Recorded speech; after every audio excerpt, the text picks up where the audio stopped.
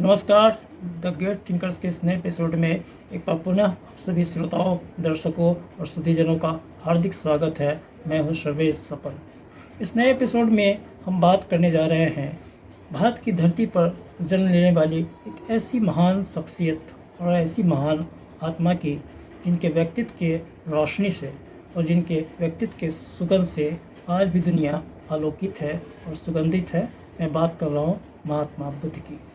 महात्मा बुद्ध के जन्म के बारे में कहा जाता है कि ईसा पूर्व 6ठी शताब्दी के हाफ में उनका वर्तमान नेपाल के कपिलवस्तु नाम की जगह के बगल में एक गांव लुम्बिनी में हुआ था।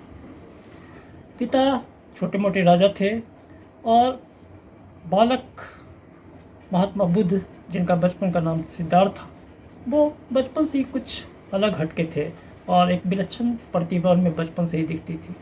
हमेशा एक हाथ में रख के वो चिंतन मनन किया करते थे और 15 वर्ष के होते होते उनकी माँ का देहांत हो गया।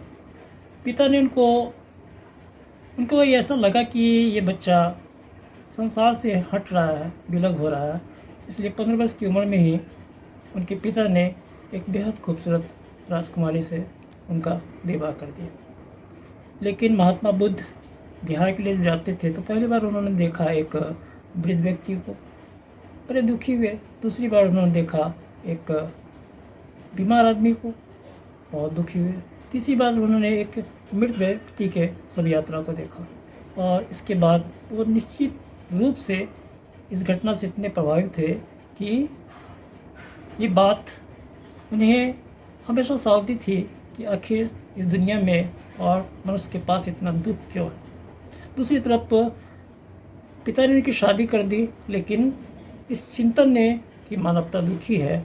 आखिर एक रात उन्होंने अपने दूधमुहे बच्चे और अपनी पत्नी को छोड़कर दुख क्यों है इसका कारण का पता लगाने के लिए उन्होंने अपना घर छोड़ दिया। 6 सालों के अथक साधना के बाद वर्तमान गैजेली के एक पेड़ के नीचे उन्हें ज्ञान की प्राप्ति हुई। उनके टीचिंग्स की अगर बात करें तो उनके सारे टीचिंग्स और शिक्षाएं जो हैं वो 3 ग्रंथों में संकलित है, जिन्हें हम त्रिपिटक के नाम से जानते हैं।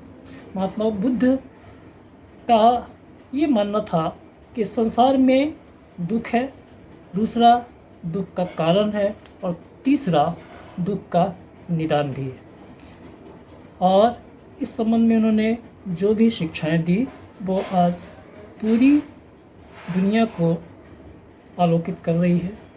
और बौद्ध धर्म के संस्थापक महात्मा बुद्ध, जो हमेशा ही मूर्ति पूजा के खिलाफ रहे, लेकिन उनकी मृत्यु के बाद उनकी मूर्तियां जितनी भी बनी इस दुनिया में, मेरा ख्याल है कि दुनिया में किसी भी दूसरे महान व्यक्ति की नहीं बनी। आज के इस एपिसोड के लिए इतना ही। अगले एपिसोड में एक बार फिर एक नए ग्रेट थिंकर्स के साथ आप सबों से मुलाकात होगी। तब तक के लिए जय हिंद।